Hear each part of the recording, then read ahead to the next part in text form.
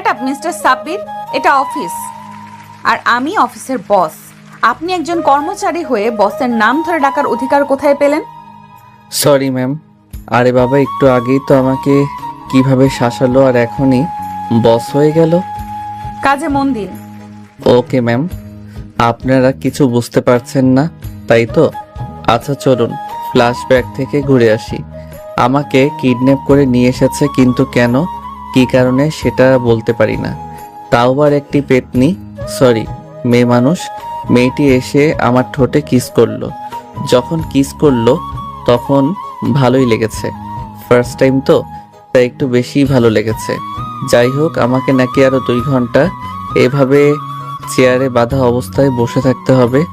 তাই আমি অন্ধকারে পেতনি থুকু মেয়েটাকে উদ্দেশ্য করে বলতে লাগলাম, বইন গো, আমার হাত পা সব ব্যথা করতেছে আর এই অন্ধকারে ভয়ও লাগছে। প্লিজ আমার বাঁধন খুলে দিন, আর বাতি বা লাইট থাকলে জ্বালিয়ে দিন, আমার কষ্ট হচ্ছে। ওই ওই কি বললি? আমি তোর বোন লাগি শালা? তোরে কইলাম হবু বউ লাগি তোর, তাহলে বোন কইলি কেন? হ্যাঁ, ভাবছিলাম লাইটটা জ্বালাবো, কিন্তু তুই আমারে বোন কইছিস না, তাই আর লাইট জ্বালাবো না। থাক 2 ঘন্টা অন্ধকারের মধ্যে। ওকে ওকে, সরি, আর আপনাকে বইন ডাকবো না। তাও লাইটটা জ্বালান প্লিজ। আর আমার হাত পা কিন্তু অনেক ব্যথা করতেছে। আচ্ছা আচ্ছা, যা, তোকে মাফ করে দিলাম। আর যদি জীবনেও আমাকে বোন বলে ডাকিস, তাহলে শালা একদম উপরে যাওয়ার টিকিট কেটে দিব। কথাগুলো বলেই মেয়েটা লাইট জ্বালিয়ে দিল। আরে এই মেয়েটাই তো আমাকে কিডন্যাপ করেছে। আচ্ছা তাহলে আপনাকে কি বলে ডাকবো? কেন, বউকে কি বলে ডাকতে হয় তুই জানিস না? বাবু, সোনা, বেবি, আরো কত কি। তবে আমার একটা সুন্দর নামও আছে, চাইলে সেটাও ডাকতে পারিস, মুবাশিরা বিনতে আয়াত। থাক, এত বড় নামে ডাকা লাগবে না তোর কষ্ট করে। মুবাশিরা বা আয়াত যে কোনো একটা বলেই ডাকিস, কেমন? পরিটার কথা শুনে আমার মাথা ঘুরতে লাগলো। বলি কি, এই মেয়ে সেই নাকি আমার বউ? আচ্ছা সবই বুঝলাম, তবে আপনি আমার বউ হলেন কিভাবে? আরে বোকা হইনি এখনো, কিন্তু 2 ঘন্টা পরে হয়ে যাব। মানে 2 ঘন্টা পরে কি হবেন? বউ হব তোর আমি, বুঝলি? এখন চুপ থাকতো, বেশি কথা বলবি না। তোর দিকে তাকিয়ে কথা বললে আমার কেমন জানি লাগে, তাই তো লাইট অফ করে ঘুমিয়েছিলাম। শালা তুই এত হট কেন? হ্যাঁ, খালি উল্টা পাল্টা কথা মনে হয় তোকে দেখলে। তাই তো তোকে বিয়ে করব, তারপর যা হওয়ার হবে। ওরে বাবা, এই মেয়ে বলে কি? মনে করতাম কিডন্যাপ করে পাচার টাচার করে দেই, কিন্তু এ তো ডিরেক্ট বিয়ে করবে। শুনেন শুনেন, আমি আপনাকে বিয়ে করব না। আমার কথা শোনার পরে মেয়েটা আমার কাছে এসে আমার বাঁধন খুলতে লাগলো আর বলতে লাগলো, বিয়ে করবি না? সময় হয়ে গেছে, শোনো, আমাকে বিয়ে করার 5 মিনিট শুধু অপেক্ষা করো। কথাগুলো বলতে বলতে আমার বাঁধন খুলে দিল, কিন্তু ব্যথার কারণে আমি উঠে দাঁড়াতে পারছি না। চেষ্টা করলাম অনেক, কিন্তু বারবার চেয়ারের উপর বসে পড়ি, তাই আর বৃথা দাঁড়ানোর চেষ্টা করলাম না। চেয়ারে বসে রইলাম, কিন্তু মেয়েটা হঠাৎই আমার কোলে বসে পড়ল আর আমার মাথা 2 হাত দিয়ে শক্ত করে ধরে এক টানে তার নরম ঠোঁট দিয়ে আমার ঠোঁটে ডুবিয়ে দিল। ঘটনার আকস্মিকতায় আমি স্তব্ধ হয়ে গেলাম। আমি আর নড়াচড়া করতে পারতেছি না, শুধু একটা ঘোর কাজ করতে শুরু করলো আমার ভেতর। দরজায় ঠক ঠক আওয়াজে আমার ঘোর কাটলো। মেয়েটা আমায় ছেড়ে দিয়ে দরজার কাছে গিয়ে দরজাটা খুলে দিল। দেখলাম শালা দুপুরে সেই কিডন্যাপারগুলো প্রত্যেকের কাছে 2-3টা করে শপিং ব্যাগ, একটা মোটা ব্যাটা আমার কাছে আসলো আর বলতে লাগলো, দুলা ভাই, এই নেন পাঞ্জাবি, টুপি সব আছে, এগুলা পরে রেডি হয়ে নেন, আর কিছু সময়ের ভেতর কাজেই আয়া পড়বো। আজব তো, আমি কেন এগুলো পরবো?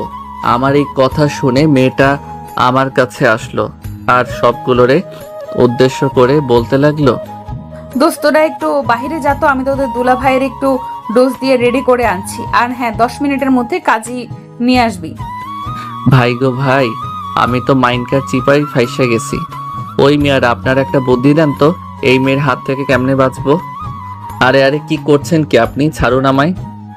না, ছাড়বো না। আর আমাদের তো কিছু সময় পরে বিয়ে হবে, তাই না? তারপর তো তারপর কি? হ্যাঁ, ন্যাকা কিছু বোঝে না। বিয়ের পর বউ বরের মধ্যে যা হয় তাই হবে। আল্লাহ গো, এই মেয়ে তো লজ্জা শরমের মাথা খেয়ে ফেলছে, মুখে দেখে কিছুই আটকায় না। ছি ছি, এসব কি বলেন আপনি? ঠিক তখনই দরজাটা খুলে গেল আর পরীটা আমায় ছেড়ে দিল। আর সব বদমাইশগুলা হাসতে হাসতে হুজুর নিয়ে ভিতরে ঢুকলো, মানে কাজী সাহেবকে নিয়ে। আমিও বুঝে গেলাম এখন আমার সাথে কি হবে। আরে মুবাশিরা, তোরা এখনো রেডি হস নাই? ভাই ও বোনেরা, আমি কিন্তু বিয়ে কিভাবে পড়াই সেটা বেশি জানি না, তাই কিছু যদি ভুলভাল লিখে ফেলি তাহলে একটু ম্যানেজ করে বুঝে সুঝে পড়ে নিয়েন। হি হি হি হি। রেডি হওয়া লাগবে না, এভাবেই বিয়ে করব। কাজী সাহেব, আপনি 1000 টাকা দেন, মোহরে বিয়ে পড়িয়ে দেন। আরে মুবাশিরা, তোর মাথা খারাপ নাকি মাত্র? দোস্ত, তোরা বেশি কথা বলবি না। ওরা কতক্ষণ দেনমোহরে টাকা নিয়ে কথা কাটাকাটি করে শেষমেশ পরিটাই জিতে যায়, মানে মাত্র 1000 টাকা দেনমোহরেই বিয়ে হবে। ওরা যা করে করুক, আমার কি? আমাকে তো এই বিয়েতে বাধ্য করেছে, মন থেকে তো আর বিয়ে করছি না, মেয়েটার জীবন বাঁচানোর জন্য বিয়ে করছি। কাজী সাহেব, বিয়ে পড়ানো শুরু করুন। মা, আপনার নাম? মুবাশিরা বিনতে আয়াত। বাবার নাম বলেন আম্মা। আলমগীর চৌধুরী। মায়ের নাম বলেন আম্মা। নিপু জামান। আপনার বয়স বলেন মা।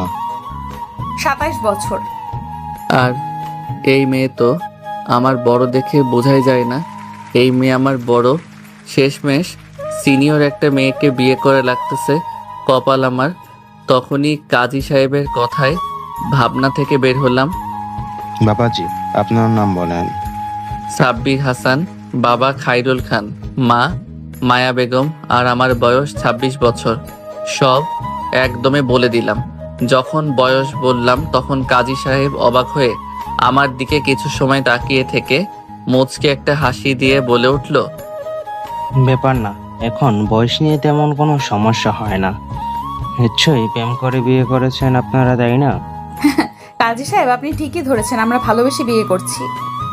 আমার তো মরে যায় যায় অবস্থা এই মেয়ের কথা শুনে। তাই আমিও মরা মার্কা একটা হাসি দিয়ে উপহার দিয়ে দিলাম কাজী সাহেবকে।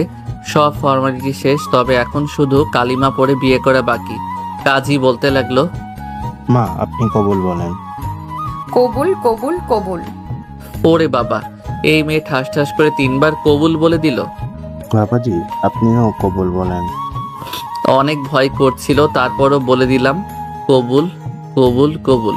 আমি 3 বার কবুল বলার সাথে সাথে মুবাশিরা জোরে চিৎকার দিয়ে আমায় জড়িয়ে ধরল। ইয়াহু,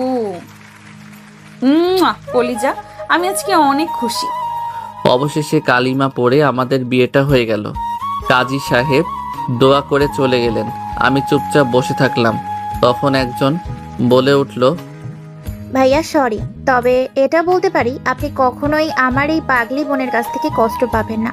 ও একটু জেদি আর রাগী হলেও অনেক ভালো একটা মেয়ে। আপনারা সুখী হবেন আমি নিশ্চিত। ভাইয়া, আপনি সবকিছু ভুলে গিয়ে নতুন একটা জীবন শুরু করেন। আমি জবাবে শুধু হ্যাঁ বললাম। ওরা সবাই কিছু সময় থেকে আড্ডা আর মজা করে চলে গেল, কিন্তু আমি আমার মনটাকে ভালো করতে পারছি না। আমার মন খারাপ দেখে পরীটা বলতে লাগলো, এই সরি তোমাকে এভাবে বিয়ে করার জন্য, কিন্তু এটা করা ছাড়া আমার কাছে আর কোনো উপায় ছিল না। সময় হোক তোমাকে আমি সব বলবো, তাও তোমার মুখটা ওরকম করে রেখো না। এটা কি আমার সাথে আপনারা ঠিক করলেন? ইমোশনাল ব্ল্যাকমেইল করে বিয়ে করলেন। আমি কেন যেন এই বিয়েটা মন থেকে মেনে নিতে পারছি না। তখনই মুবাশিরা আমার কলার ধরে একদম মুখের কাছে মুখ এনে বলতে লাগলো, কি বিয়ে মন থেকে মেনে নিতে পারছো না? এই তোমার সমস্যাটা কি? হ্যাঁ, তোমার কি কোনো গার্লফ্রেন্ড আছে? না, আমার এমন কেউ নেই, তারপরও আমি এই বিয়েটা মানতে পারছি না। আমি অত কিছু জানি না, আমি আমার অধিকার চাই। আর এই রাত নিয়ে আমার অনেক স্বপ্ন ছিল। বিয়েটা অস্বাভাবিকভাবে হলেও প্লিজ আমার স্বপ্ন দেখাগুলো নষ্ট করে দিও না। আমাকে সময় দিতে হবে। সারা জীবন সময় পাবে, কিন্তু আমি আজকের রাত নিয়ে দেখার স্বপ্ন কখনো বিফল হতে দিব না। ভাই রে ভাই, আর কোনো কথাই বলতে দিল না। আমাকে জড়িয়ে ধরে বেডের উপর শুয়ে পড়ল আর বলতে লাগলো, চুপ, একদম চুপ। এতদিন ধরে আমি আমার সতীত্বকে হেফাজত করে রেখেছি, খুব খুব যত্নে আমি আমার সতীত্ব আগলে রেখেছি, যে এটা আমার স্বামীর অধিকার। আমি আমার সতীত্বটা এই পবিত্র রাতে স্বামীকে উপহার দিব। বেশি কথা বলবা না, আমাকে আমার মতো আদর করতে দাও। মুবাশিরা এখন আর নিজের মধ্যে নেই। এখন সে পুরোপুরিভাবে আমার অস্তিত্বের ভিতর চলে গিয়েছে। সে এখন শুধু ভালোবাসা পেতে চায়। মুবাশিরা আমাকে তার মন মতো কিস করেই যাচ্ছে। পরিটার এমন স্পর্শকাতর ছোঁয়া পেয়ে নিজেকে সামলানো অনেক কঠিন হয়ে পড়েছে। পারলাম না আর তার ভালোবাসা থেকে দূরে থাকতে। সায় দিতে থাকলাম আমিও। বাকিটা হাঁস থেকে পাতিহাঁস হয়ে ইতিহাস হয়ে গিয়েছে, তাই আর বললাম না। সকালে ঘুম থেকে উঠে দেখি পরিটা আমায় তার শাড়ির আঁচল দিয়ে আমার হাত বেঁধে রেখেছে, কিন্তু কিছু করার নাই। এই মায়ার বাঁধনটা খুলে আমি এখন পরিটাকে একা করে চলে যাব। যতই পাগলামি করে আমাকে বিয়ে করেছে, তারপরও তো সে আমারই অর্ধাঙ্গিনী, আমার বউ হয়। একটু কষ্ট হলেও পাগলিটাকে এখন একা করে আমি চলে যাব। আস্তে আস্তে আঁচলের বাঁধনটা খুলে ধীরে ধীরে বেড থেকে নামলাম। পাশে দেখতে পেলাম আমার ব্যাগ থেকে কাগজ আর কলম বের করে একটা চিঠি লিখলাম। চিঠিটায় একটা ভাঁজ দিয়ে পাগড়িটার আশেপাশে এক জায়গায় রেখে দিয়ে পরিটার কপালে ভালোবাসার স্পর্শ দিয়ে বেরিয়ে পড়লাম। রাস্তায় বেরিয়ে দেখি 2 তলা একটা বাড়িতে আমাকে পরিটা কিডন্যাপ করে এনে এইসব কাণ্ড করলো। সিলেটে আমি এর আগে 2 বার এসেছিলাম ঘুরতে, তাই মোটামুটি এই শহরটা চিনি, কিন্তু এখন আমার একটা থাকার জন্য বাসা দরকার। এখন বাজে সকাল 9টা। চলে আসলাম মেইন রোডে একটা সিএনজি নিয়ে। সিলেট শহর থেকে গ্রামের দিকে চলে আসলাম, কারণ এই গ্রামটা আমার অনেকটা পরিচিত। অনেক খোঁজাখুঁজির পর থাকার মতো একটা বাসা পেলাম। আর এখন বাজে বিকাল 4টা। সারাদিন কিছুই পেটে পড়ে নাই, তাই বাজারের দিকে হাঁটা দিলাম। এটিএম বুথ থেকে 20,000 টাকা তুলে নিলাম আর হোটেল থেকে খাওয়া দাওয়া করে বাজার আর দরকারি কিছু জিনিসপত্র কিনে একটা ভ্যানে করে বাসায় আসলাম। রাতে অল্প কিছু রান্না করে খেয়ে তাড়াতাড়ি ঘুমিয়ে গেলাম। কারণ হলো চাকরির খোঁজে বের হতে হবে। অ্যালার্মের শব্দে ঘুম ভাঙলো আমার। ফ্রেশ হয়ে কাগজপত্র নিয়ে রেডি হয়ে বাহির থেকে নাস্তা করে চাকরির সন্ধানে বেরিয়ে পড়লাম। একটা অফিসের ভিতরে ঢুকে ইন্টারভিউর জন্য সিরিয়ালে বসে পড়লাম। Serial number 45। তাই চোখ বুজে একটু দোয়া দরুদ পড়তে লাগলাম। তখনই কারোর ডাক পড়লো। Hello sir, hello hello. চোখ খুলে দেখি মধ্যবয়সী একজন লোক। জি, আমাকে বলছেন? হোম, আপনাকেই বলছি। স্যার আপনাকে ডাকছেন। আমার সিরিয়াল তো এখনো 45 জন পরে। অত কিছু জানি না, স্যার আপনাকে ডেকে পাঠিয়েছেন। আচ্ছা চলুন। পিয়ন আমাকে স্যারের রুমের কাছে দিয়ে চলে গেল। স্যার আসবো? আসো আসো, বসো এখানে। তারপর স্যার কাকে যেন কল দিল আর বলতে লাগলো, আরে মামুনি, জামাই বাবাকে তো পেয়ে গিয়েছি, সে এখন তোমার অফিসেই আছে। তা মামুনি, তোমার তো পছন্দ আছে, পুরাই হীরার টুকরা একটা ছেলে, দেখতে হিরোদের থেকে কম না। কলের ওপাশ থেকে কি বলছে শোনা যাচ্ছে না, তবে স্যারের কথা কিছুই বুঝতে পারলাম না। স্যার আবার ওপাশের মানুষটার সাথে কথা বলতে লাগলো। ওকে আম্মু, তুমি চিন্তা করো না, আমি এদিকটা দেখছি। আর কাল থেকে তুমি অফিসে বসবে, এবার খুশি তো? স্যার আরো কিছু সময় কথা বলে কল কেটে দিল আর আমাকে বলতে লাগলো, ওকে, তোমার কাগজ দাও, আর 10 মিনিট ওয়েট করো, আমি আসছি। স্যার কথাগুলো বলেই চলে গেল। আর আমি পাগলিটার কথা ভাবতে লাগলাম। মেয়েটা আমাকে কত বিশ্বাস করে, আর আমি তাকে একা ছেড়ে চলে আসলাম। হয়তো অনেক কান্না করছে। ভাবতে ভাবতে কখন যে স্যার চলে আসছে টেরি পাইনি। তখনই স্যারের ডাকে ভাবনা থেকে বের হলাম। আরে ঘুমিয়ে গেলে নাকি? মানে না স্যার। এ নাও, এটাতে সাইন করে দাও। এটা অফিসের চুক্তিনামা। তোমার চাকরিটা হয়ে গিয়েছে।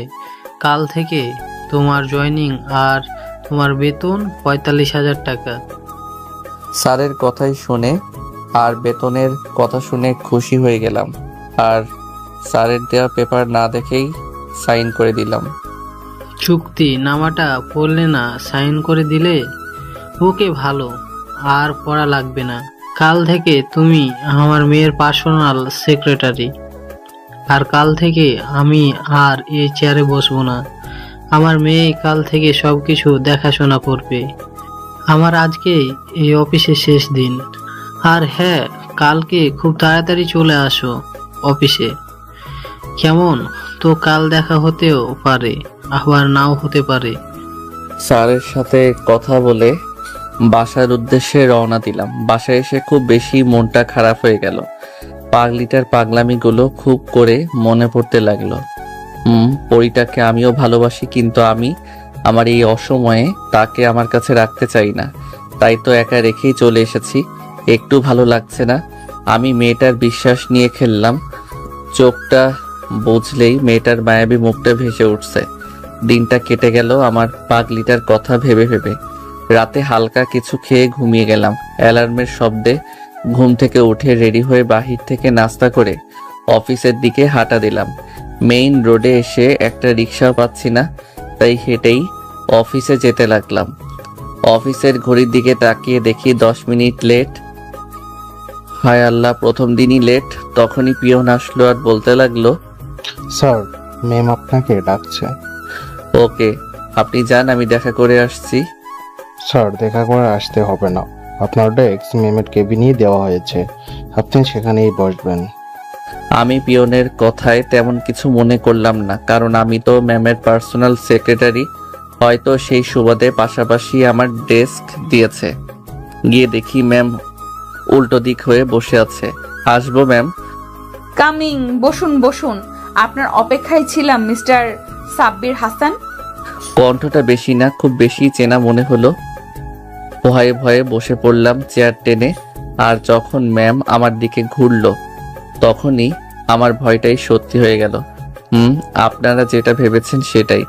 আমি অবাক নয়নে মুবাশশিরার দিকে তাকিয়ে আছি। মুবাশশিরা মুচকি একটা হাসি দিয়ে বলতে লাগলো, তা কেমন আছেন সাব্বির সাহেব? আরে আপনি এভাবে চোখ বড় বড় করে তাকিয়ে আছেন কেন? আমি যেই না একটা দৌড় দিব, তখনই মুবাশশিরা বলে উঠল, লাভ নেই দৌড় দিয়ে, দরজা অটোমেটিক লক হয়ে গিয়েছে। ট্রাই করে দেখতে পারো, খুলবে না। আমি দরজা অনেক টানাটানি করেও খুলতে পারলাম না। বেশি টানাটানি না করে চেয়ারে বসে পড়ো। তাই আর দরজা খোলার চেষ্টা না করে চুপচাপ মুবাশশিরার সামনে মাথা নিচু করে বসে পড়লাম। তখনই মুবাশশিরা চেয়ার থেকে উঠে এসে আমার কলার ধরে বলতে লাগলো, এই, তুই ভেবেছিলি আমার কাছ থেকে পালিয়ে বেঁচে যাবি? যাই হোক, আমি চেয়েছিলাম তোকে ভালোবেসে আগলে রাখবো, কিন্তু তুই আমার কথার মূল্য দিতে পারলি না। তাই তোকে এমন কষ্ট দিব যে ভাবতেও পারবি না। মানে আসলে মুবাশশিরা, তুমি আমার কথাটা একটু শোনো। চুপ, একদম চুপ। তুই বেশি কথা বলবি না। আমি তোর কোনো কথাই আমি শুনবো না। তুই শুধু আমার কথা শুনবি। শুনবো না আমি তোমার কথা? শুনবে না? ভালো তো, এটা পড়ে দেখো যাবে। আর তারপর আমার কথা শুনবে নাকি শুনবে না সেটা তোমার বিষয়। আমাকে ছেড়ে দিয়ে একটা কাগজ দিল। আমি কাগজটা পড়তে লাগলাম। কাগজে লেখা ছিল, 5 বছর পূর্বে চাকরি থেকে অবসর নিতে পারবো না, আর যদি নিজ ইচ্ছায় চাকরি ছেড়ে দিতে হয় তাহলে 80 লক্ষ টাকা জরিমানা দিয়ে চাকরি ছাড়তে হবে। 2, আমাকে যখন যেটা আদেশ দেওয়া হবে আমি সেটা করতে বাধ্য থাকিব। 3, অফিসে লেট করে আসা যাবে না, আর যদি এই সবগুলো বিষয় মানতে না পারি তাহলে 10 বছর জেল হবে। আমি এই বিষয়গুলো মাথায় রেখে স্বইচ্ছায় মেনে নিলাম। আর নিচে আমার দেওয়া সাইন পেপারটা পড়ে আমি মুবাশশিরার দিকে করুণ চাহনিতে তাকালাম। মুবাশশিরা পেপারটা টান দিয়ে নিয়ে নিল আর বলতে লাগলো, নিজের ডেস্কে বসো, আর আমি কিছু সময় পর 2টা ফাইল দিব। ফাইল 2টা কালকের মধ্যে রেডি করে আমাকে দিবেন, আর 3টার সময় রেডি হয়ে থাকবেন। এক জায়গায় যাব। ওকে। মুবাশশির, একটু শোনো। শাট আপ মিস্টার সাব্বির, এটা অফিস আর আমি আপনার বস। আপনি একজন কর্মচারী হয়ে বসের নাম ধরে ডাকার অধিকার কোথায় পেলেন? Sorry ma'am. আরে বাবা, একটু আগেই তো আমাকে কিভাবে শাসালো, আর এখনই বস হয়ে গেল। কাজে মন দিন। Okay ma'am. এই ছিল ফ্ল্যাশব্যাক। এবার গল্পে আসা যাক, চলুন। কিছু সময় পর আমাকে 2টা ফাইল দেয়া হলো। আপনারা তো জানেনই আমি বাবার অফিসে বসতাম, তাই মোটামুটি কাজ পারি। ওই মুবাশিরা শুধু আমার দিকে আর চোখে তাকাচ্ছে যে আমি ফাইল বোঝার জন্য তার কাছে যাচ্ছি না কেন। অনেক সময় হওয়ার পরও যখন আমি মুবাশিরার কাছে গেলাম না, তখন মুবাশিরা ভাবতে লাগলো, বেটা ফাইল বোঝার জন্য আসলি, না তো কালকে যদি ফাইল কমপ্লিট না পায় তাহলে মজা বোঝাবো। লাঞ্চ টাইমে আমি শব্দ ছাড়া রুম থেকে বাহিরে চলে আসলাম। ক্যান্টিনে ঘোরাঘুরি করে খেয়ে দিয়ে যখন রুমের দিকে হাঁটা দিলাম, তখনই একটা মেয়ে আগ বাড়িয়ে কথা বলতে আসলো। হাই, আমি তানিশা। আপনি? হ্যালো, আমি সাব্বির হাসান। নতুন নাকি? ম্যামের পার্সোনাল সেক্রেটারি। ওহ, ভালো তো। আমরা কি ভালো বন্ধু হতে পারি? তখনই ঝড়ের বেগে কোথা থেকে যেন মুবাশিরা এসে হাজির আর বলতে লাগলো, ও হ্যালো, লাঞ্চ টাইম শেষ আর এটা কাজের জায়গা, ফ্রেন্ডশিপ করার না। আপনি আপনার কাজে যান, আর সাব্বির সাহেব দ্রুত কেবিনে আসুন, আপনার সাথে কথা আছে। ওরে বাবা, দাঁতের সাথে দাঁত লাগিয়ে কথাগুলো বলে চলে গেল। আমিও পিছন পিছন গেলাম। কেবিনে ঢোকার সাথে সাথে সজোরে দরজাটা লাগিয়ে দিল আর আমার কলার ধরে টেনে সোফায় ধাক্কা দিয়ে বসিয়ে দিল আর তার এক হাত বাড়িয়ে দিয়ে বলতে লাগলো, ধরছিস না কেন? হটটা ধর। ও ধরবি কিভাবে? ওই মেয়েটাকে ডেকে আনি, তুই ওই মেয়েটার হাত ধরে বসে থাক, কেমন? আর আজ বিয়ের 3 দিন চলে, তুই কখনো কি নিজ ইচ্ছায় আমাকে স্পর্শ করেছিস? করবি কি করে? আমাকে তো তোর ভালোই লাগে না। নিজের বউকে কেন ভালো লাগবে? অন্য মেয়েদের সাথে খুব হাসি খুশি হয়ে কথা বলিস, কই আমার সাথে তো সবসময় মুখটাকে বাংলার পাঁচের মতো করে রাখিস। হ্যাঁ, পরিটার ধমক খেয়ে সাথে সাথে খপ করে তার হাতটা হালকাভাবে ধরে আছি। এমন ভাবে ধরেছিস মনে হচ্ছে তোর কষ্ট হচ্ছে। শক্ত করে ধরো আমার হাত, আর এটা তোর শাস্তি।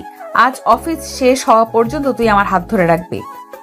পাগলিটার হাত ধরে বলতে লাগলাম, মুবাশিরা, তুমি আমার কথা চুপচাপ শুনো, তাহলে তোমার সব ভুল ধারণা ভেঙে যাবে। চুপ। এই আমি তোর বস, একদম আমার নাম ধরে ডাকবি না। আর আমি তোর কোনো কথাই শুনতে চাই না। চুপচাপ আমার হাত ধরে বসে থাকবি। নিজের বেলায় বউয়ের অধিকার খাটাবে আর আমার বেলায় সে আমার বস। মাইনকার চিপায় এমন ফাঁসা ফাঁসছি, বের হওয়াই কঠিন হয়ে গিয়েছে। ওইদিকে মহারানী নিঃশব্দে কান্না করছে আর নাক টানছে। তাই আমি পরিটার চোখের পানি মুছে দিয়ে বুকের সাথে চেপে ধরলাম। তখনই আমার পেটে কয়েকটা ঘুষি মেরে শোক করে জড়িয়ে ধরলো আর বলতে লাগলো, তো তুই অনেক পচা। আজ থেকে তুই কোনো মেয়ের দিকে তাকাবি না। আর কথা বলা তো দূরের কথা, তোকে যদি আর একবার অন্য কোনো মেয়ের সাথে কথা বলতে দেখি, তাহলে আমি তোকে খুন করে তারপর নিজেও আত্মহত্যা করে মরে যাব। পরিটার গালে 2 হাত দিয়ে আমার মুখোমুখি করে বললাম, আচ্ছা বউ, তুমি চিঠিটা পড়েছিলে? কোন চিঠি? আমি তোমার কাছ থেকে আসার আগে একটা চিঠি লিখে তোমার আশেপাশে রেখে আসছিলাম, সেটা কি পড়েছিলে? ওই আমি তো কোনো চিঠিই পাইনি। তুমি আমার কাছে চলে আসার পর অনেক কান্না করেছি। যখন আমার ঘুম ভাঙলো আর তোমাকে আমার পাশে দেখতে না পেয়ে আমি তো, আমার পুরো দুনিয়াটাই অন্ধকার হয়ে আসছিল। আমার মাথায় কাজ করা বন্ধ করে দিয়েছিল। সাথে সাথে বাবাকে ফোন দিয়ে সব বলি আর তোমার ছবি বাবাকে সেন্ড করে দেই। বাবা প্রথমে অনেক বকা দিয়েছিল যে কেন আমি তোমাকে এভাবে বিয়ে করেছি। পরে আমার মুখের দিকে তাকিয়ে বলে তোমাকে নাকি খুঁজে এনে দিবে। ও তাই তো বলি, কোনো ইন্টারভিউ ছাড়াই আমাকে চাকরি দিল আর চুক্তিনামায় সই করিয়ে নিল তোমার বাবা কৌশলে। আমি বলেছিলাম চুক্তিনামায় সাইন করিয়ে দিতে। তুমি যখন অফিসে ইন্টারভিউ দিতে আসো তখন বাবা সিসিটিভিতে তোমাকে দেখে আর আমাকে কল করে বলে, তাই আমি বাবাকে বুদ্ধি দেই চুক্তিনামার। সমস্যা নেই, তুমি এখন বাসায় গিয়ে চিঠিটা পড়বে, তারপর আমায় যা শাস্তি দেওয়ার দিও, আমি মাথা পেতে নিব তোমার দেওয়া শাস্তি। কি লেখা আছে চিঠিতে? তুমি নিজেই পড়ে দেখবে, কেমন? চলো তাহলে ওই বাসায় চলো, চিঠিটা পড়বো আমি। আমি আর পাগলিটা বেরিয়ে পড়লাম অজানা সেই চিঠির উদ্দেশ্যে। বাড়িটার সামনে দাঁড়িয়ে আছি। পাগলিটা এখনো হাতটা ছাড়তে দেয়নি আমায়। হাত ধরে বাড়ির ভিতরে প্রবেশ করলাম। দোতলায় উঠে গিয়ে আমি তো অবাকের চরম পর্যায়ে চলে গেলাম। ঝটকাটা খেলাম খাবার টেবিল দেখে। হরেক রকমের খাবার সাজানো হয়েছে। সার্ভেন্টরা রান্নাঘর থেকে আরো খাবার আনছে। কি হলো, দাঁড়িয়ে পড়লে কেন? চলো। খাবার টেবিলের সামনে এসে শ্বশুর সাহেবকে সালাম দিলাম। আসসালামু আলাইকুম স্যার। কেমন আছেন? হয়েছে হয়েছে, আর স্যার বলতে হবে না। জামাই বাবা বলে ডাকবে, কেমন? জি বাবা। আচ্ছা, এখন আর কথা না, খাবার পরে সব কথা হবে। বসো বাবা, দাঁড়িয়ে আছো কেন? মুবাসিরা, জামাইকে চেয়ার টেনে বসিয়ে দাও। মুবাশিরা চেয়ার টেনে বসিয়ে দিয়ে নিজেও পাশে বসে পড়ল আর শাশুড়ি আম্মা খাবার সার্ভ করতে লাগলো। খাচ্ছি এমন সময় শাশুড়ি আম্মা বলে উঠল, আরে বাবা, খাচ্ছ না কেন? এটা তো তোমারই বাড়ি, তাই না? লজ্জা পাওয়ার কোনো দরকার নেই। এই নাও, গরুর কালাভুনাটা খেয়ে দেখো তো কেমন হয়েছে। ভাই গো, আমার অবস্থা টাইট। আমি যতই বলি আম্মার আর লাগবে না, তখনই শ্বশুর মশাই বলে, আর বাবা, তুমি তো কিছুই খেলে না। মুবাসিরার মা, জামাইকে দই দাও। দই শেষ হলে পায়েসটা দিও। আমি খেতে পারছি না আর। আমার অবস্থা একেবারে নাজেহাল। আমার এই অবস্থা দেখে মহারানী মিট মিট করে হাসছে। আমার জন্মের শিক্ষা হয়ে গিয়েছে আজ জামাই আদর পেয়ে। আপনারা একটা বিয়ে করুন, তারপর বুঝবেন জামাই আদর কাকে বলে। খাবারের সাথে অনেক যুদ্ধ করার পর মুক্তি পেলাম। মুবাশিরা রুমে এসে বেডের উপর ধপাস করে শুয়ে পড়লাম আর মহারানী দরজা লাগিয়ে আমাকে শক্ত করে জড়িয়ে ধরে আমার পাশে শুয়ে পড়ল আর বলতে লাগলো, খাবার টেবিলে তোমার মুখটা দেখার মতো হয়েছিল। আহা, তোমাকে তখন কি অসহায় লাগছিল না? তোমার উপর তখন আমার অনেক মায়া হচ্ছিল। আহা, ভালো মজা নিল। আমারও সময় আসবে। আমার জীবনে কখনো এত খাবার খাইনি। হয়েছে হয়েছে, আর বলা লাগবে না। আচ্ছা চলো, আমরা আজকে একটু ঘুরে আসি। আমার পক্ষে এখন সম্ভব না, কালকে যাব। এখন আমি অনেক ক্লান্ত। ঘুরতে যাব না আর, কিন্তু আমার এখন একটা জিনিস করতে মন চাচ্ছে। কথাটা একটু বাঁকা হাসি দিয়ে বলল, কি করতে মন চাচ্ছে? করে দেখাই কেমন? না ভেবেই বলে দিলাম, আচ্ছা দেখাও। অনুমতি পাওয়ার সাথে সাথে লিপ কিস করে বসলো।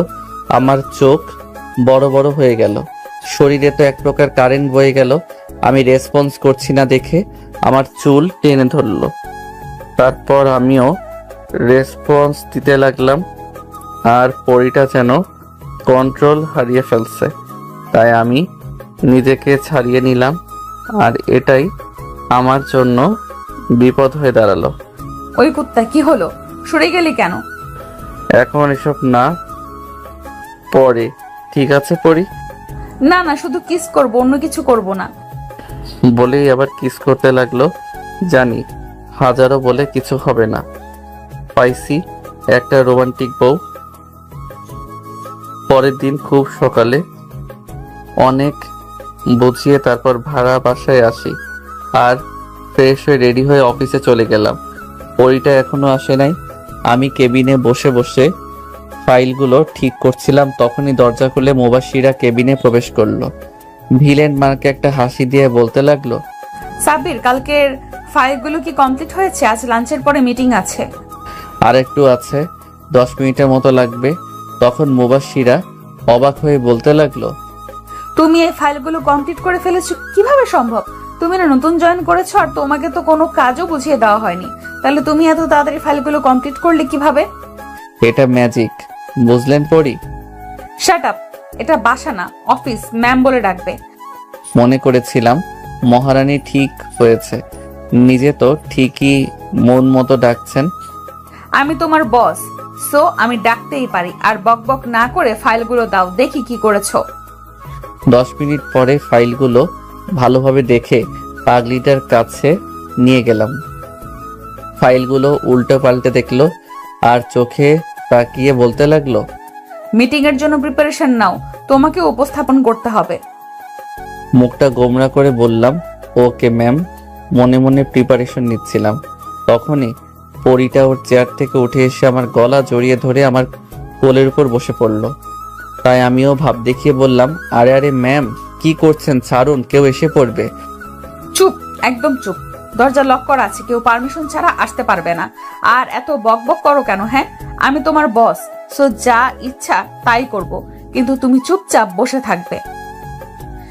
এখন কথা বন্ধ করে একটা কিস করো তো। পারবো না কিস টিস করতে, আমার অনেক কাজ বাকি আছে।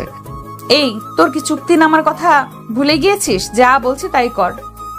আমি তারপরও চুপচাপ বসে আছি, তাই মুবাশির আবার বলে উঠলো, এই তুমি এত আনরোমান্টিক কেন? হ্যাঁ, কথাটা বলেই মাথাটা ধরে দিল এক টান আর ঠোঁট জোড়া আমার ঠোঁটে মিশিয়ে দিল, কিন্তু আমি কোনো সাড়া দিচ্ছি না দেখে ছেড়ে দিয়ে বলতে লাগলো, সাব্বির, আমার কিন্তু এখন রাগ উঠে যাচ্ছে।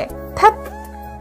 বলেই আমাকে ছেড়ে দিয়ে উঠে গিয়ে নিজের চেয়ারে গিয়ে বসে পড়লো আর রাগে ফুঁসতে লাগলো। এই রে একটু বেশি করে ফেলে। আমি উঠে গিয়ে আরেকটা চেয়ার টেনে বসে পড়লাম আর পরিটাকে আমার দিকে ঘুরিয়ে দিলাম। আর তখন বলতে লাগলো, এখানে আসছিস কেন? তোর না অনেক কাজ পড়ে আছে? যা গিয়ে তোর কাজ কর, যা বলছি। আমি কানে ধরে বললাম, সরি ম্যাম, আপনার যত সময় আমাকে আদর করতে মন চাই করুন, আমি আর বাধা দিব না। তখনই মুবাশিরা হেসে দিয়ে বলতে লাগলো, শয়তান ছ্যামড়া, আমার কান ধরেছিস কেন? আমি আর কিছু না বলে পরিটার হাত ধরে একটানে আমার কোলে নিয়ে আসলাম আর শক্ত করে জড়িয়ে ধরলাম। মুবাশিরা আমার বুকে কিল ঘুষি মারতে মারতে বলতে লাগলো, ছাড় শয়তান, এখন ভালোবাসা উতলায় উঠছে না? তখন তো পটকা মাছের মতো ফুলেছিলি। আমি আর মুবাশিরাকে কথা বলতে না দিয়ে ওর শাড়ির ভিতর হাত দিয়ে পেটে স্লাইড করতে লাগলাম। সাথে ওর নড়াচড়া বন্ধ হয়ে গেল আর চোখ বুজে নিল। আমার ছোঁয়া পেয়ে পরিটা কেঁপে কেঁপে উঠছিল। হঠাৎই আমার কলার ধরে টান দিয়ে ঠোঁট জোড়া এক করে দিল। কত সময় ছিলাম মনে নাই, হঠাৎ মোবাইলের চিৎকার শুনতে পেলাম। আমার মনে চাচ্ছে এখন এই ফোনটাকে আছাড় মেরে হাত পা ভেঙে হসপিটাল পাঠিয়ে দেই। এমন সময় কেউ কল দেয়? পরি, কল আমার আসে নাই, কল আসছে তোমার। দেখো টেবিলের উপর ফোনটা কিভাবে কান্না করছে। তখনই মুবাশিরা টেবিলের উপর থেকে ফোনটা নিয়ে বলতে লাগলো, কিরে মোটু, এই অসময়ে কল দিলি? কিছু কি হয়েছে তোর? আরে না রে দোস্ত, কিছুই হয় নাই। তোদের খোঁজ খবর নেওয়ার জন্য ফোন করা। আচ্ছা, দুলাভাই কি এখনো তোর উপর রাগ করে আছে? না রে মোটু, সব ঠিকঠাকই আছে। আর আমার উপর রাগ করবে? অসম্ভব। রাগ করলে তো টিকিট কেটে উপরে পাঠিয়ে দিতাম। আচ্ছা দোস্ত, তুই এখন কোথায়? আর এমন দাঁতে দাঁত চেপে কথা বলছিস কেন? আমি কি তোকে ডিস্টার্ব করলাম ফোন দিয়ে? শালা মোটুর বাচ্চা, আমি এখন তোর দুলাভাইয়ের লগে রোম্যান্স করছি আর তুই ফোন দিয়ে সব ডিসমিস করে দিলি। ফোন কাট, পরে কথা বলবো। বেটা মোটরে কি ধমকটাই না দিল। লাউড স্পিকারে দেওয়ায় আমি মোটর কথা শুনে বেটাকে আমিও গালি দিচ্ছিলাম। হয়েছে ম্যাম, আপনি এখন একটু শান্ত হন, একটু পানি খেয়ে মিটিংয়ের জন্য প্রিপারেশন নেন, আর রোমান্স বাসায় গিয়ে ইচ্ছা মতো করিয়েন। বলেই পরিটাকে আমায় কোল থেকে নামিয়ে দাঁড় করিয়ে ওর চেয়ারে বসিয়ে দিলাম। পাগলিটা পরে আর কিছু না বলে কাজে মন দেয়, আর আমিও কাজে মন দেই। দুজন একসাথে লাঞ্চ করে ফাইলগুলো ঠিকঠাক করে মিটিং রুমের দিকে পা বাড়ালাম। মুবাশিরা আমাকে বারবার বলছে আমি যেন গুছিয়ে কথা বলি, আরও নানান রকম উপদেশ দিচ্ছে।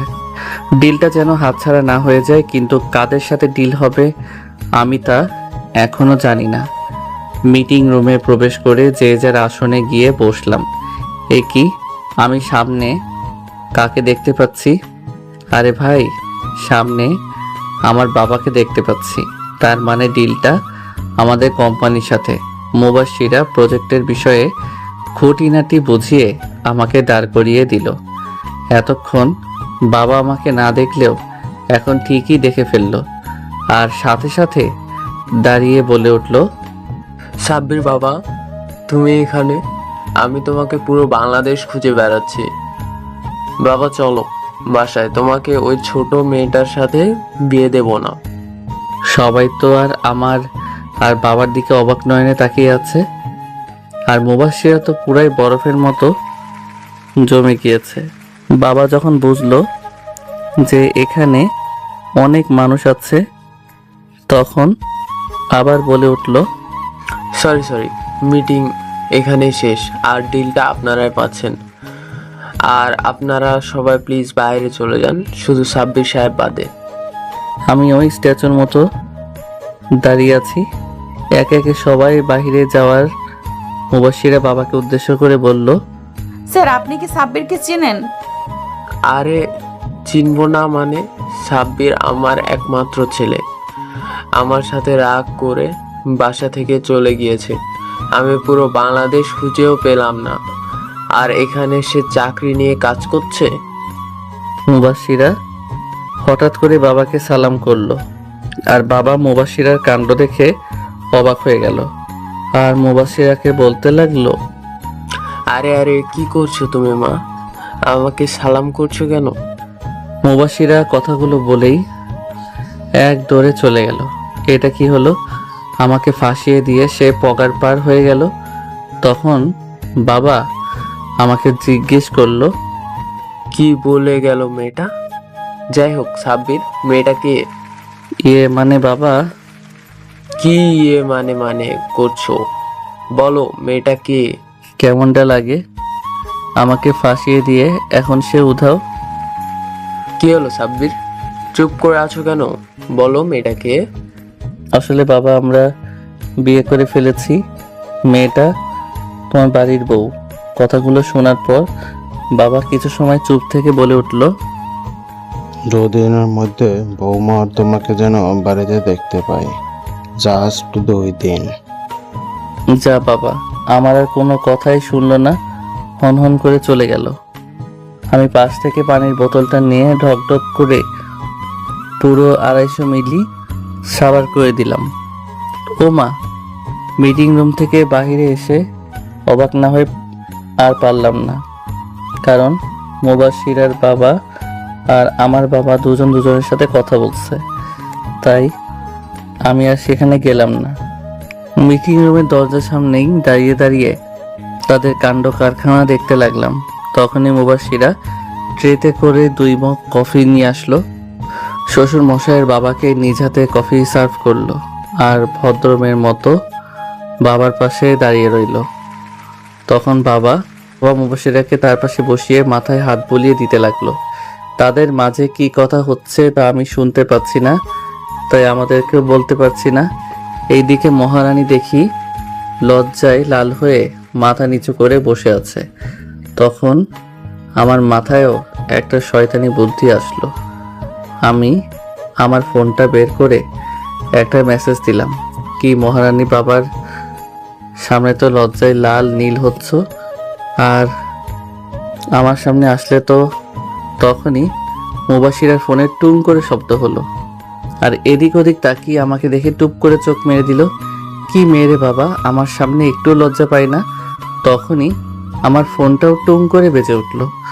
তাকিয়ে দেখি পরীটা মেসেজ দিয়েছে, আর মেসেজে লেখা আছে, বাসায় যাই, রাতে তোমায় মজা দেখাবো। এটা কি হলো? উল্টো আমি ফেসে গেলাম। তখন দেখি বাবা আর শ্বশুর মশাই কোলাকুলি করছে, আর মুবাশিরা দাঁড়িয়ে দাঁড়িয়ে দেখছে। আর বাবা কোলাকুলি করে শ্বশুর মশাইয়ের সাথে হাত মিলিয়ে এদিক ওদিক চাওয়াচাই করতে লাগলো। তখনই মুবাশিরা বাবাকে যেন বলে আমার দিকে দৌড়ে আসতে লাগলো, আর আমার সামনে এসেই বলা শুরু করলো, চলো বাবা, তোমাকে ডাকছেন, কি যেন বলবে। আমি শুকনো একটা ঢোক গিলে সামনের দিকে যেতে লাগলাম। বাবার সামনে গিয়ে চুপচাপ দাঁড়িয়ে রইলাম। তখন বাবা গম্ভীর কণ্ঠে বলতে লাগলো, রেডি থেকো, পরশু তোমাকে আর মুবাশিরাকে নিতে আসা হবে। একা যাওয়ার দরকার নেই, আমি এখন আসি, অনেক কাজ বাকি আছে আমার এখনো। কথাগুলো বলেই হন হন করে বেরিয়ে গেল অফিস থেকে।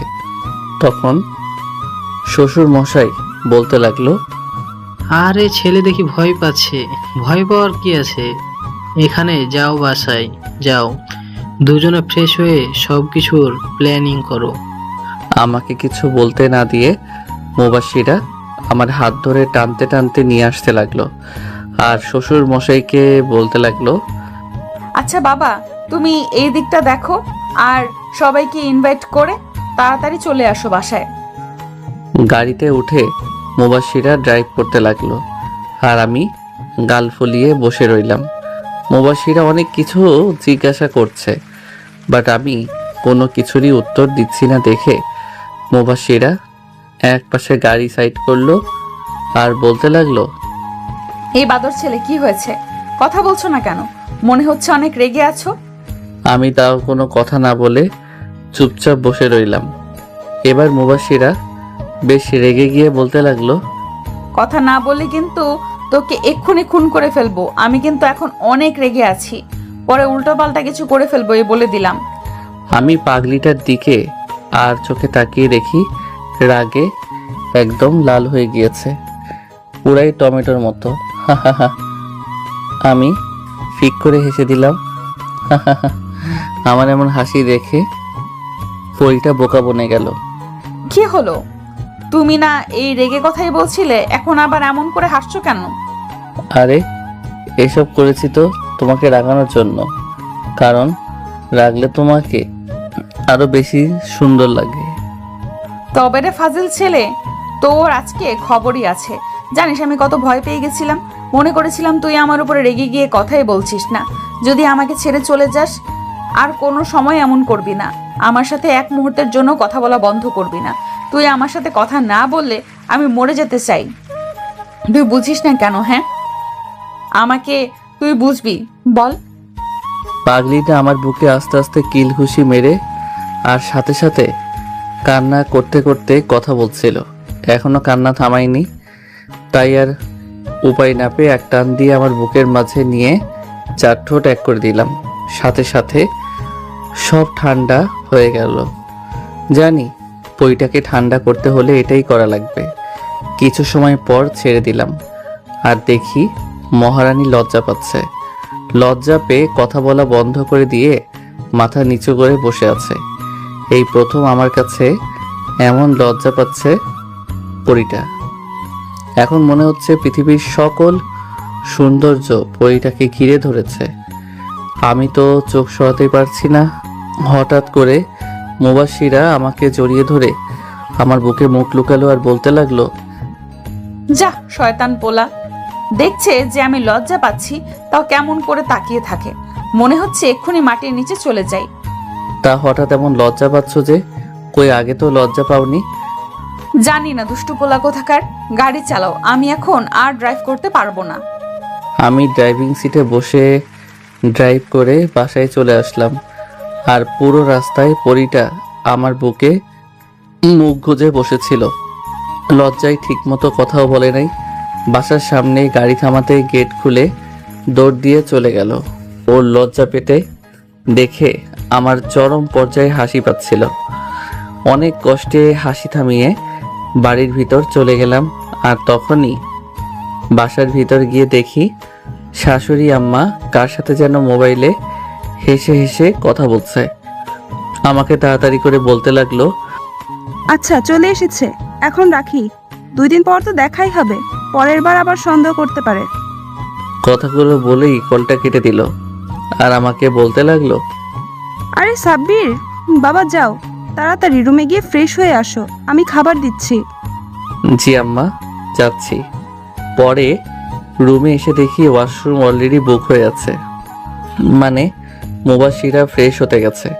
তাই আমি খাটের উপর ধপাস করে বসে পড়লাম আর মোবাইল গুতাগুতি করতে লাগলাম।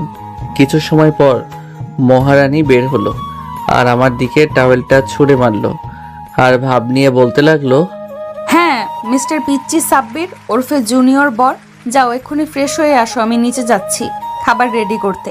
খেয়ে দে অনেক কিছুর প্ল্যান করতে হবে, তোমার হাতে 15 মিনিট সময় আছে, তার মধ্যে তোমাকে যেন খাবার টেবিলে পাই। কথাগুলো বলেই মুখ ভেঙচি দিয়ে দিল দৌড়। আমি ওর কথা শুনে ভেবাচেকা খেয়ে গেলাম। কি হলো এটা? ও সব ভাবাভাবি বাদ দিয়ে ওয়াশরুমে ঢুকে গেলাম। ঝর্ণা ছেড়ে দিলাম। আহ কি শান্তি! ফ্রেশ হয়ে শুধু টাওয়েল পরে বের হলাম, কারণ আমি কিছুই নিয়ে যাইনি ফ্রেশ হতে। বের হয়ে আগে গিয়ে ঠাস করে দরজা লাগিয়ে দিলাম, কারণ কখন কে চলে আসে বলা যায় না। দরজাটা লাগিয়ে পিছনে ফিরতেই দেখি মহারানী শাড়ির আঁচল কোমরে গুজে আমার দিকে ড্যাব ড্যাব করে তাকিয়ে আছে। হঠাৎ করে বলে উঠল, কি মহাশয় দরজা লাগালেন কেন? আমি যেন না আসতে পারি, তাই না? কই না তো, এমনি লাগালাম, হি হি হি। এমনি নাকি? আমি ভালো করেই জানি আমার জন্যই দরজা লাগিয়েছো। বের হও বলছি। লজ্জা করছে না তোমার? আমার তো লজ্জা করছে। যাও, আমি জামা কাপড় পরে আসছি। কেন লজ্জা করবে? আমি তো আমার বরকে দেখেছি, অন্য কাউকে তো আর দেখছি না। এইদিকে আমি ওর দিকে তাকিয়ে দেখি বইটা বেশ লজ্জা পাচ্ছে। লজ্জায় মুখটা একদম লাল হয়ে গেছে। তারপরও আমার সাথে জোর করে ঝগড়া করছে কি মেয়েরে বাবা, তাই একটু ভাবলাম ফাইজলামি করি। আমি ধীরে ধীরে মুবাশিরার দিকে এগোতে লাগলাম। এইটা কি হলো, মনে করেছিলাম ভয় পাবে আর পিছিয়ে যাবে, কিন্তু না, ঠাই দাঁড়িয়ে আছে আর আমার দিকে তাকিয়ে আছে। আমি পরিটার একদম কাছে চলে আসছি, আমার মুখটা ওর মুখের সামনে নিয়ে যেতে লাগলাম। তখনই মুবাশিরা চোখ বন্ধ করে ফেললো, ওর ঠোঁট জোড়া কাঁপছে। আমি কিছু সময় ওর দিকে তাকিয়ে থেকে মুচকি একটা হাসি দিয়ে পাশ কাটিয়ে জামা কাপড় পরতে লাগলাম। আর ওইদিকে মহারানী ঠাই দাঁড়িয়েই আছে।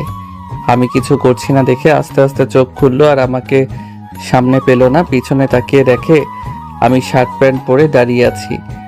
এটা কি হলো? কই কিছুই তো হয়নি, তবে রাতে কিছু একটা হতে পারে বলেই একটা চোখ টিপ মেরে দিলাম। এখন তো কিছু একটা হতে চলছিল, কিন্তু হলো না কেন? ওটা রাতের জন্য রেখে দিয়েছি, সব রাতেই হবে। এখন আমার অনেক ক্ষুধা পেয়েছে, পেটের মধ্যে হরতাল শুরু হয়ে গেছে। আর কিছু সময় এভাবে থাকলে মনে হয় বোম ব্লাস্ট হয়ে যাবে।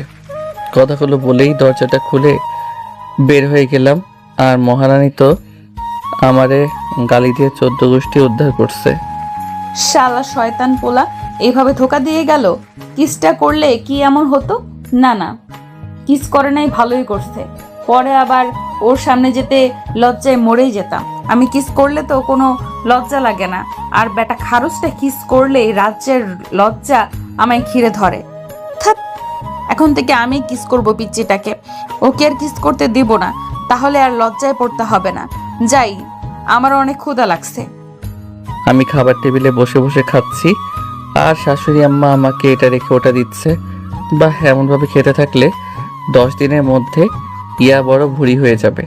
তখনই দেখি মুবাশিরা আমার পাশে চেয়ার টেনে বসলো আর শাশুড়ি আম্মাকে বলতে লাগলো, মাম্মি খাবার দাও তো, অনেক ক্ষুধা লাগছে।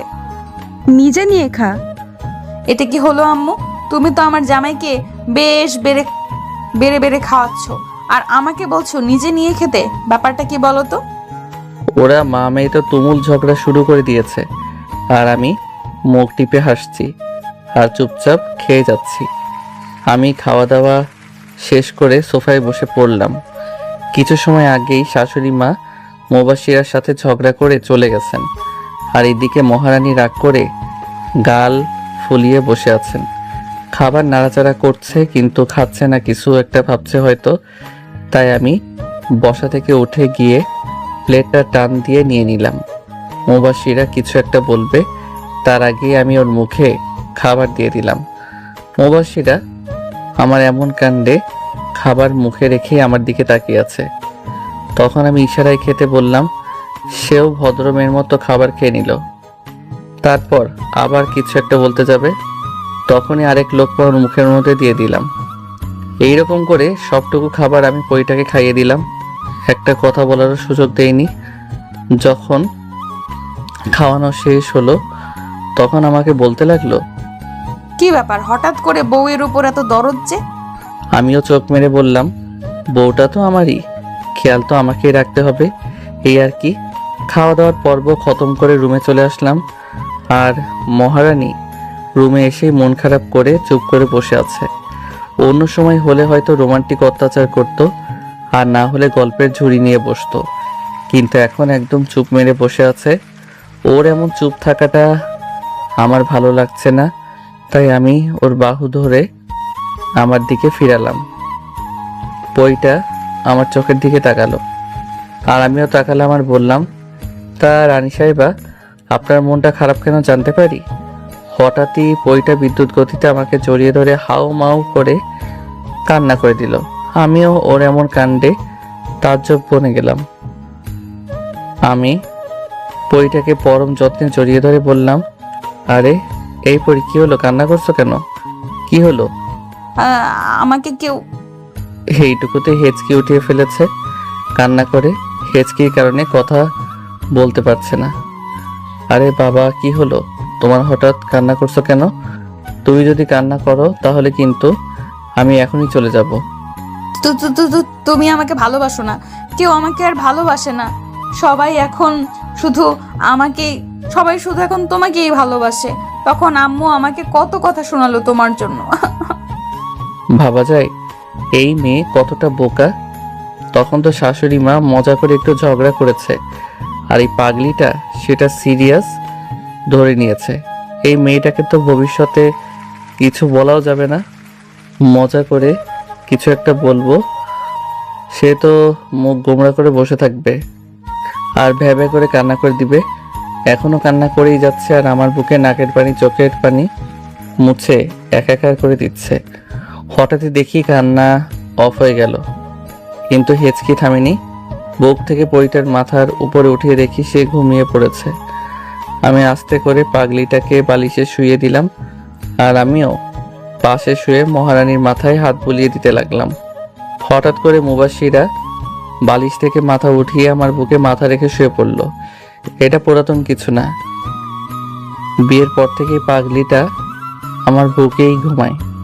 বিয়ের পরে কোনোদিনও রাতে ঘুমানোর সময় আমি বেডে দুইটা বালিশ দেখি নাই, সবসময় একটা বালিশ পেয়েছি। আমি বালিশে শুলে পরিটা আমার বুকে মাথা রেখে আমাকে শক্ত করে জড়িয়ে ধরে শুবে। তাছাড়া নাকি তার ঘুমই ভালো হয় না নাকি। আমিও মুচকে একটা হাসি দিয়ে আমার প্রিয়সীকে জড়িয়ে ধরে ঘুমের রাজ্যে পাড়ি জমালাম। এক ঘুমে সন্ধ্যা লাগিয়ে ফেলেছি। আমার ঘুম আগে ভেঙে গেছে। খেয়াল করলাম পরিটা এখনো আমার বুকে মাথা রেখে ঘুমিয়ে আছে। আমি পরিটার মুখপানে চেয়ে আছি, চোখ ফেরাতে পারছি না। ঘুমন্ত এই পরিটাকে অধিক থেকে অধিক পরিমাণে সুন্দর লাগছে। ওর মুখের সামনে কিছু বাচ্চা বাচ্চা চুল খেলা করছে। এটা আমার সহ্য হলো না, তাই আমি হাত দিয়ে বাচ্চা চুলগুলোকে ওর কানে গুজে দিলাম। আর তখনই পরিটা কেঁপে উঠলো। ঘুমাতে দাও তো, এভাবে সুরসুরি দিচ্ছ কেন? বাজে কয়টা খেয়াল আছে আপনার মহারানী? ওঠেন, আর ঘুমাতে হবে না। না, আর একটু ঘুমাবো। আর তুমিও চুপচাপ শুয়ে থাকো, একদম নড়াচড়া করবা না বলে দিলাম। যা, কি হলো এটা? পাগড়িটা তো আরামসে ঘুমাচ্ছে, কি আর করার, ঘুমাক। আর আমি আমার প্রিয়সীকে দেখি আল্লাহ হয়তো নিজ হাতে আমার জন্য এই মেয়েটাকে তৈরি করেছেন। আমি তার মুখের দিকে তাকিয়ে সারা জীবন কাটিয়ে দিতে পারবো। তার এই চেহারাতে অনেক অনেক মায়া, আর একটি ছেলেকে ঘায়েল করার জন্য এই মায়াটুকুই যথেষ্ট, যা আমার এই পাগড়িটার মধ্যে আছে। এই পরি ওঠো, আর ঘুমাতে হবে না। উঠো বলছি, উঠো বলছি। তখনই মুবাশিরা চোখ খুলে আমার দিকে কিছু সময় তাকিয়ে থেকে হঠাৎই আমার ঠোঁটে তার একটা আঙুল দিয়ে বলতে লাগলো, খুশ, আর একটা কথা বলবা না, চুপ, একদম চুপ। এর আবার কি হলো? হঠাৎই রোমান্টিক মুডে চলে আসলো। ভাবসাব তো খারাপ দেখছি। আমি কাঁপা কাঁপা গলায় বলতে লাগলাম, এই এখন একদম দুষ্টামি করবা না কিন্তু। এবার আমার গালে আঙুল দিয়ে স্লাইড করে বলতে লাগলো, খুশ, চুপ। আমার এখন আদর আদর পাচ্ছে, আমি এখন তোমায় আদর করব। মুবাশিরা কথাটা একদম নেশালো ভাবে বলল, না, এখন আর আদর করা লাগবে না। না, আমি এক্ষুনি আদর করব, আর তুমিও করবে। আর কোনো কথা শুনতে চাই না। ভারী বিপদে পড়ে গেলাম। এই মেয়েটার মাঝে মধ্যে কি যে হয়, হঠাৎ করেই রোমান্টিক অত্যাচার শুরু করে দেয়। এইভাবে যদি অত্যাচার করে তাহলে তো নিজেকে সামলানোই দেয়। হঠাৎ করেই পাগলিটা আমার মাথার পিছনে হাত দিয়ে এক টান দিয়ে তার মুখের সামনে আমার মুখ নিয়ে আসলো, আর ফিসফিস করে বলতে লাগলো, তোমাকে অনেক ভালোবাসি, আর জীবনের থেকেও বেশি ভালোবাসি। ওর গরম নিঃশ্বাস আমার মুখে পড়ছে, আর নিজেকে সামলে রাখতে পারলাম না। পাগলিটাকে এক টান দিয়ে নিজের সাথে মিশিয়ে নিলাম, আর ওর কানের কাছে মুখ নিয়ে বলতে লাগলাম, আমাকে এত ভালোবাসো কেন? আমার মধ্যে কি এমন আছে যে যা দেখে আমাকে এরকম পাগলের মতো ভালোবাসো? জানি না, তবে এতটুকুই বলবো, আমি আমার পিচ্চিটাকে অনেক অনেক অনেক ভালোবাসি। আমিও এই সিনিয়র পরিটাকে অনেক বেশি ভালোবাসি। এবার পরিটা একটু বেশি লজ্জা পেয়ে গেল, তাই উল্টো দিকে ঘুরে একটু দূরে গিয়ে শুয়ে পড়ল। আমিও পাগলিটার শাড়ির ভিতরে হাত দিয়ে স্লিম পেট ধরে নিজের কাছে টেনে আনলাম। তখনই মুবাশিরা কেঁপে উঠল। যা ফাজিল পোলা কোথাকার, তোমার সাহস বেড়ে গেছে তাই না? পারমিশন ছাড়াই যেখানে সেখানে হাত দাও। যাবো বাবা, এখন সব দোষ তো আমার হয়ে গেল বুঝি? নিজেই তো আগে রোমান্টিক অত্যাচার শুরু করলো, আর তোমার এই রোমান্টিক অত্যাচার যখন শুরু করে তখন নিজেকে সামলানোই মুশকিল হয়ে পড়ে। থাক তাহলে আর কি করার, সরো উঠতে দাও, আমি বাহিরে যাব। যখনই বেড থেকে উঠে যাব তখনই মুবাশিরা হ্যাচকা টান দিয়ে ওর গায়ের উপর ফেলে দিল আর বলতে লাগলো, কোথায় যাও? হ্যাঁ, একদম ওঠার চেষ্টা করবা না, এখন আমাকে অনেক আদর করবা। আমি কোনো এক মায়াবতী পারমিশন ছাড়া তাকে ছুবো না প্রতিজ্ঞা করেছি, তাই এখন আদর বা রোমান্স করার কোনো মুড নাই। হুশ, কোনো কথা নাই, আমি তো জাস্ট মজা করছিলাম। আর তোমার সম্পূর্ণ অধিকার আছে আমার উপর, কোনো পারমিশন লাগবে না। এইভাবেই দুষ্টুমি ফাইজলামের মধ্য দিয়ে 2টা দিন কেটে গেল। ঘুম থেকে সকালে উঠে নিচে গিয়ে তো বড় ধরনের একটা শক খেলাম, কারণ পুরো বাড়িটা সাজানো হচ্ছে। আবার রুমে চলে আসলাম। মহারানী এখনো নাক ডেকে ঘুমাচ্ছে। আমি গিয়ে ওর চুল দিয়ে ওর কানে সুরসুরি দিতে লাগলাম। তখন মহারানী ঘুম ঘুম কণ্ঠে বলতে লাগলো, সাব্বির কি করছো সকাল সকাল? হ্যাঁ, একটু তো ঘুমাতে দাও তো, কোন রকম দুষ্টুমি করবা না। আর তুমি এত সকালে উঠতে গেলে কেন? আমার পাশে এখন শুয়ে পড়ো। এ বলে কি এখন বাজে 9টা, আর সে বলছে সকাল। বাজে কয়টা আপনার খেয়াল আছে? সেই দিকে মহারানী। ওঠো বলছে, কি ভাববে সবাই? কয়টা বাজে আর কে কি ভাবলো সেটা আমার দেখার বিষয় না, বুঝলে? লক্ষ্মী ছেলের মতো আমার পাশে শুয়ে আমাকে জড়িয়ে ধরে থাকো তো। রাতে যে এতগুলো আদর করলাম তাতেও তোমার হয় নাই? যা শয়তান পোলা, এগুলো আবার বলতে হয়? লজ্জা করে না তোমার? যেভাবে রোমান্টিক অত্যাচার করো, কই তখন তো তুমি লজ্জা পাও না? এখন গুড গার্লের মতো উঠে পড়ো, অলরেডি 9টা বাজে। কি এত বেলা হয়ে গেছে?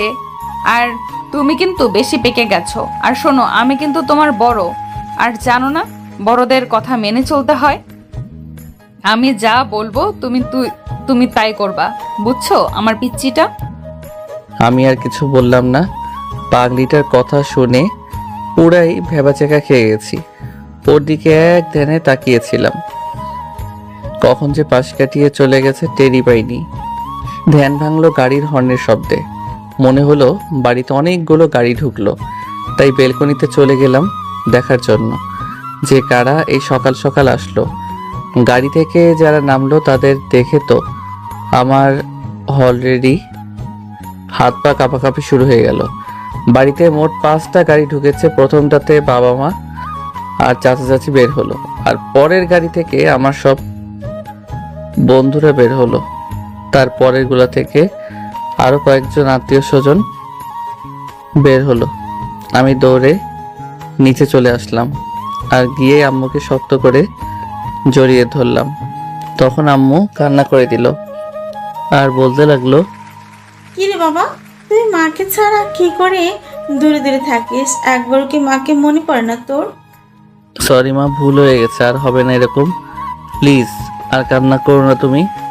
ঠিক তখনই কোথা থেকে যেন শাশুড়ি মা এসে আম্মুকে জড়িয়ে ধরলো আর বলতে লাগলো, কি রে সই, কেমন আছিস? কতদিন পর দেখা তোর সাথে। রে, সই ভালোই আছি, তবে এখন থেকে মাঝে মাঝে আমাদের দেখা হবে। এদের কাহিনীটা আমার মাথায় কিছুই ঢুকছে না, তাই আমি মাথা চুলকাতে চুলকাতে বললাম, মা তোমরা কি পূর্ব পরিচিত নাকি? শুধু পূর্ব পরিচিত না, আমরা দুজন বেস্ট ফ্রেন্ড। আর তোদের এই বিয়ে দেওয়াটাও আমার এই বেস্টের প্ল্যান ছিল। মানে বুঝলাম না। আর বুঝাও লাগবে না, মুবাশিরা মামুনির কাছ থেকে জেনে নিস তাহলেই হবে। এর সাথে মুবাশিরাও জড়িত আছে। যাও, তোমাদের কারোর সাথে কোনো কথাই নাই বলেই সেখান থেকে চলে আসলাম ছাদে। এরা আমার সাথে প্রতারণা করলো, কিছুই বুঝতে পারলাম না। আর মুবাশিরা, তোমার তো খবর আছে, পরে মজা বোঝাবো। ছাদে এসে কোনো লাভ হলো না, কারণ আমার সবগুলো ফাজিল বন্ধুরা বসে বসে আড্ডা দিচ্ছিল, আর আমাকে দেখা মাত্রই সবগুলো ঘিরে ধরলো। ওদের সাথে আড্ডা দিচ্ছিলাম তখনই নিচ থেকে ডাক পড়লো, তাই সবাই চলে গেলাম। সবাইকে খেতে ডেকেছিল। খাওয়া দাওয়ার পর্ব শেষ করে যখনই বন্ধুদের সাথে আড্ডা দিতে যাব তখনই শ্বশুর মশাই আর বাবা এসে হাত পাঞ্জাবি পাগড়ি ধরিয়ে দিল। আমাদের যেন বরের সাথে সাজিয়ে দেওয়া হয়। হঠাৎ করে মুবাশশিরার কথা মনে পড়ে গেল। অনেকক্ষণ দেখি না, গেল কই মেয়েটা? তখনই বন্ধু একটা বলে উঠল, মামা এদিক ওদিক তাকিয়ে লাভ নেই, ভাবিকে পার্লারে নিয়ে গেছে সাজাতে, কিছু সময়ের মধ্যে চলে আসবে। তার আগে তোকে সাজিয়ে দেই, চল। আমাকে টেনে রুমে নিয়ে আসলো। ফাজিলগুলা এনেই আমাকে সাজিয়ে দিতে লাগলো। সব ঠিকঠাক, মানে বর সাজা হয়ে গেছে। বন্ধুরা মিলে সেলফি তুললাম। আবার নিচ থেকে ডাক পড়লো যেন বরকে নিয়ে যাই। আমাকে নিয়ে যাওয়া হলো। গিয়ে দেখি মুবাশশিরা চলে আসছে। ওকে দেখার পরই নিজে হারিয়ে ফেললাম। মারাত্মক সুন্দরী লাগছে। বুকের বাপাশে ব্যথা অনুভব হলো। হায়, এই মেয়ে তো আমাকে মেরেই ফেলবে। কেমন এত সুন্দরী এলো! ধ্যান ভাঙলো বাবার ধমকে। ওই হাতারাম, এভাবে দাঁড়িয়ে আছিস কেন? বস, এখন বাসায় গিয়ে ইচ্ছে মতো দেখিস। বাবার কথায় সবাই হেসে দিল, আর আমি কিছুটা লজ্জা পেলাম। ধপ করে মুবাশশিরার পাশে বসে পড়লাম। আজকে আবারও কাজী সাহেব আসছে আমাদের বিয়ে পড়াতে। বাহ, কি কপাল আমার! 2 বার বিয়ে করলাম আমি। হি হি হি হি হি। সবকিছু ঠিকঠাক ভাবেই হয়ে গেল। আর আমি এখন বাসর ঘরে যাওয়ার জন্য প্রস্তুতি নিচ্ছি। ভয় হচ্ছে, কারণ এখন বাজে রাত 2টা। শালার হারামি বন্ধুগুলোর কাছ থেকে ছাড়া পাইছি মাত্র। আর এত রাতে বাসর ঘরে ঢুকলে মুবাশশিরা নিশ্চয়ই আমাকে আর আস্ত রাখবে না। কি আর করার, বাইরে মশা কামড়াচ্ছে, তাই আপনাদের দেওয়া 1 ইঞ্চি লম্বা সাহস নিয়ে পা টিপে টিপে বাসর ঘরে ঢুকে গেলাম। যে দরজাটা লাগাতে যাব তখনই মুবাশশিরা বাঘিনীর মতো গর্জন দিয়ে বলতে লাগলো, বের হ রুম থেকে। এখন আসছিস কেন? রাতটা শেষ হয়ে গেলেই তো আসতে পারতি। বজ্জাত ছেলে কোথাকার! আর 1 পা সামনে দিবি না, সোজা রুম থেকে বাহির হয়ে যাবি। বাবারে, এর এই রূপ দেখে সেই লেভেলের ভয় পেয়ে গেলাম। তাই ভদ্র ছেলের মতো বাহিরে চলে যেতে লাগলাম। তখনই পিছন থেকে আবার আওয়াজ আসলো, দেখো কাণ্ড, আবার বাহিরে যাচ্ছে। একের তো রাত 2টায় আসছে, আবার ঢ্যাং ঢ্যাং করে বাহিরে যাচ্ছে। এই হাদারাম, কই যাচ্ছিস? আয় বলছি, দরজাটা লাগা। নিজেই বাহিরে যেতে বলে আর বাহিরে গেলেও দোষ। চুপচাপ দরজা লাগিয়ে দাঁড়িয়ে রইলাম। তখনই মুবাশশিরা ধমক দিয়ে বলতে লাগলো, কি হলো? ওখানে সং হয়ে দাঁড়িয়ে আছো কেন? কাছে আসো আর আমার ঘোমটা খোলো। যাক বাবা, রাতটা হয়তো কমেছে। তাই আমিও লাফিয়ে লাফিয়ে গিয়ে বেডের উপর বসে আস্তে আস্তে মুবাশশিরার ঘোমটা তুলে দিলাম। দেখি মহারানী লজ্জায় লাল হয়ে যাচ্ছে, কিন্তু হঠাৎ করে আমার কলার ধরে বলতে লাগলো, এই বেটা লাল ইঁদুর হাদারাম, কোথায় ছিলি এতক্ষণ? হ্যাঁ, আমি যে তোর জন্য এখানে বসে বসে অপেক্ষা করছি, সেটা কি তুই ভুলে গিয়েছিলি? হ্যাঁ। হঠাৎই ওর এমন রূপ দেখে আবারও ভয় পেয়ে গেলাম আর কাপা কাপা গলায় বলতে গেলাম, আসলে আর বন্ধুরা আমাকে ছাড়ছিল না, তাই আসতে এত লেট হয়ে গেল। চুপ, একটুও বাজে বকবি না। এখন যা চুপচাপ সোফায় গিয়ে ঘুমিয়ে পড়। কি আর করার, লক্ষ্মী ছেলের মতো উঠে সোফায় গিয়ে শুয়ে পড়লাম। তখনই মুবাশশিরা চিৎকার দিয়ে বলতে লাগলো, ওই তোকে যেতে বলেছি বলে তুই যাবি? হ্যাঁ, লাইট অফ করে বেডে আয়, পাগল একটা। এক দৌড়ে গিয়ে লাইট অফ করে দিয়ে বেডের কাছে চলে আসলাম। আর তখনই মুবাশশিরা আমাকে টান দিয়ে বেডে ফেলে দিল আর আমার উপর চড়ে বসলো। ওর মুখটা আমার মুখের সামনে